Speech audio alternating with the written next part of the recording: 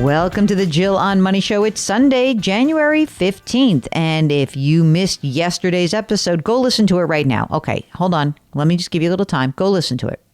Okay, great. Now you're up to date. So yesterday we released the beginning of the audiobook of The Great Money Reset. And today we're just going to continue in the first chapter because I just wanted to give you a little taste, and hopefully you have already gotten the theme, which is when we start the process of resetting someone's financial life or work life or total life, we actually have to take a good hard look at what is going on in your financial life.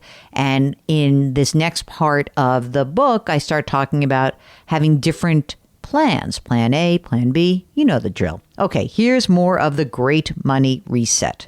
Don't stop at Plan A.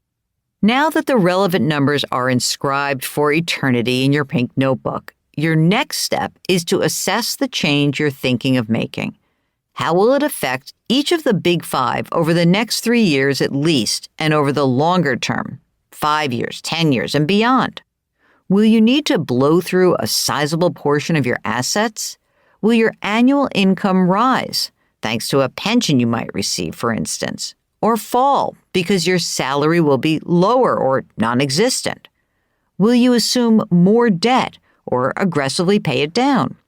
Will your monthly living expenses, including housing, rise, or will you find ways to cut back? What about changes in your obligations to others? It's usually difficult, if not impossible, to predict the future with any accuracy. That's why I strongly recommend that you plan for 3 different scenarios: best case, middling, and worst case. As a former pessimistic trader and supreme worrier, I usually start with the worst case, but you do you. Let's take as an example the shift I was pondering during the Great Recession. Sell my home, move to a different city, embark on a new career. In a worst case scenario, my big change would flop.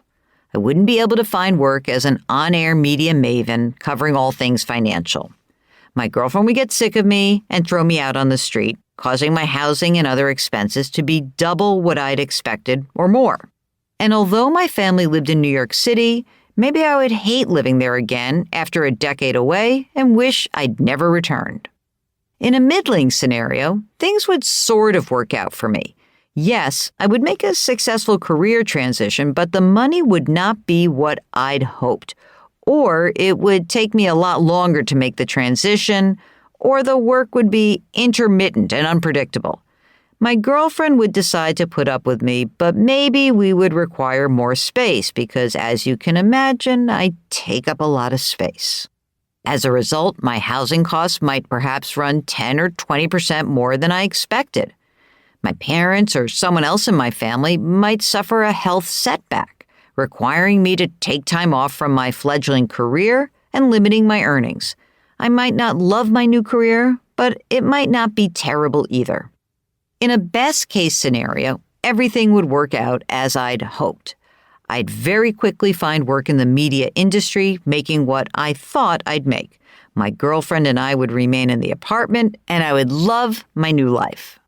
Before I made my big move, I took each of these scenarios into account. Running through my numbers, I determined that my intended change was in fact realistic given my current financial situation. If the middle case scenario came to pass, I'd also be fine money-wise with no major adjustments on my part. No, I wouldn't be thrilled working at a career that I didn't utterly love for a less than ideal paycheck, but I knew that I could do it and still be happy and comfortable enough for an extended period, given the resources at my disposal. If the worst case scenario came to pass, I would activate my Plan B. From my own research and experience, I knew that I could always work again as a financial planner and money manager, either joining a firm and taking a salary or going off on my own.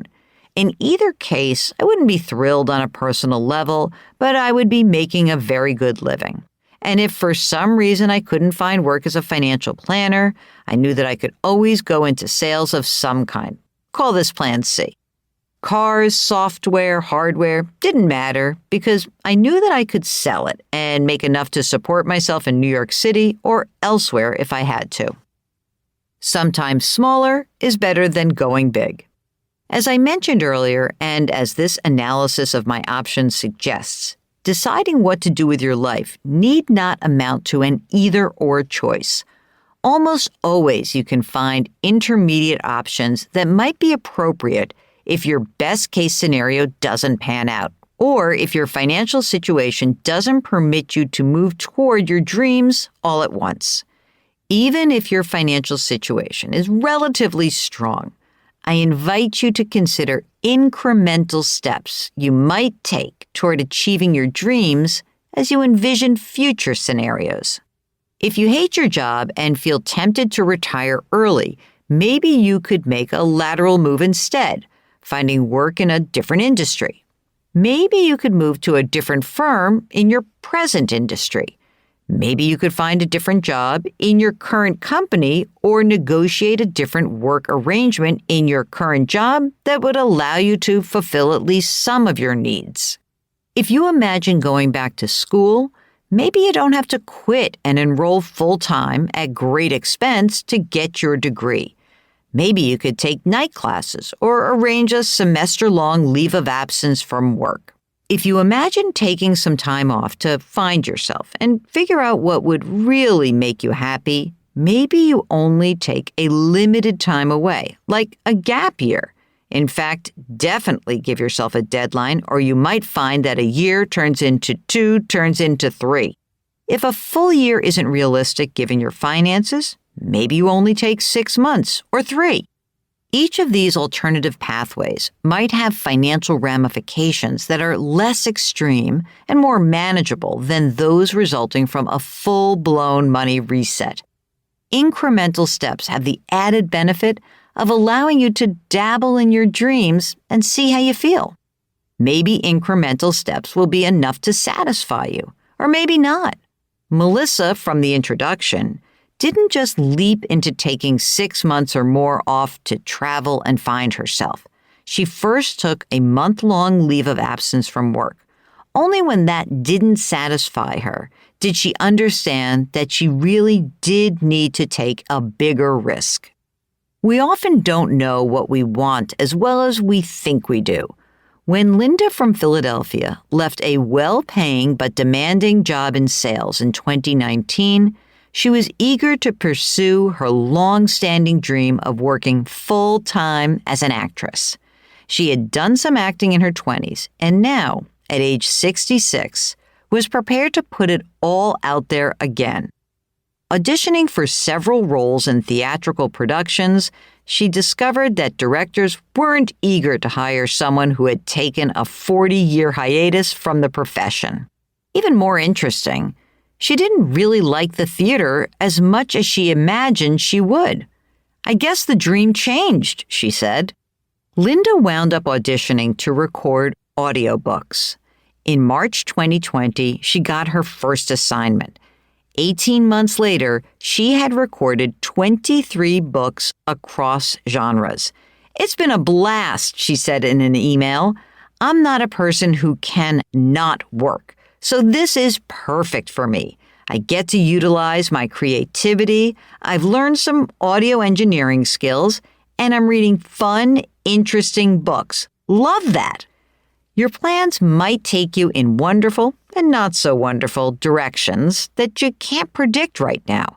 Before you go all in, taking some smaller steps first might serve you well. Jamal, a 32-year-old from Portland, Oregon, discovered that he had become the go-to guy at his sports apparel company during the annual open enrollment period for benefits. Word got around that he wasn't just Jamal in tech, but the guy who was building spreadsheets to help his coworkers find the most affordable health plan and the least expensive investment options within the firm's 401k. When the pandemic hit, he helped some of his coworkers who were downsized roll over their retirement plans, and he also became somewhat of a lay expert in navigating COBRA. "I was basically becoming the in-house financial planner to my friends and colleagues," he told me. So I started to investigate what it would mean to actually become a certified financial planner. Learning that the process can take a few years, he decided he wasn't ready to chuck a career at his present company just yet. So he committed to completing the coursework to sit for the CFP exam and began researching which firms in his area would let him intern while he remained employed. Look, I still have student loans, so I can't bail on this job until I get my own financial house in order. But at least I have a plan of action that could help me one day become a full-time financial planner. Jamal had found a middle ground, one that would allow him to move ahead without unduly disrupting his present life or forcing him to assume too much risk. In contemplating and experimenting with less dramatic steps, consider what you really are seeking out of a change. If you dream of quitting your job, do you want to quit, or is your current boss the real problem? In the latter case, you might not need to quit. Simply transferring to another job elsewhere in your organization could do the trick. If you imagine leaving your city and moving out of state, maybe you don't have to make such a big move.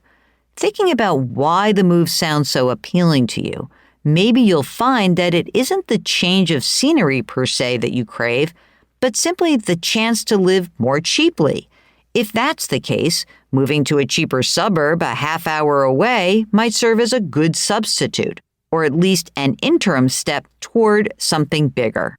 I beg you to ask these kinds of questions of yourself repeatedly, and to ask trusted friends, relatives, and counselors what they think as well.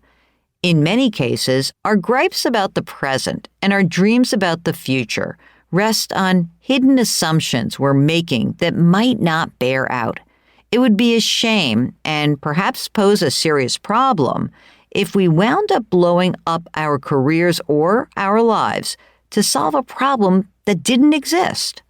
Before you rush to take action, making decisions you can't easily reverse, home in on the real problem and solve for that. Okay, we'll have part 3 of the first chapter of The Great Money Reset tomorrow. If you've got a financial question, if this is stirring something up for you, don't hold back. Go to JillOnMoney.com, click the Contact Us button, and let us know if we can help you out.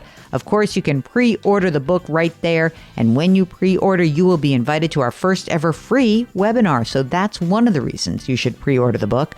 The other is to get the book. And the final reason is to try to help propel me on the New York Times bestseller list. I don't know. Maybe I'll get there. Maybe I won't. I don't care. I still like the book. Okay, do something nice for someone else today. Change your work, change your wealth, change your life. Thank you for listening, and we'll talk to you tomorrow.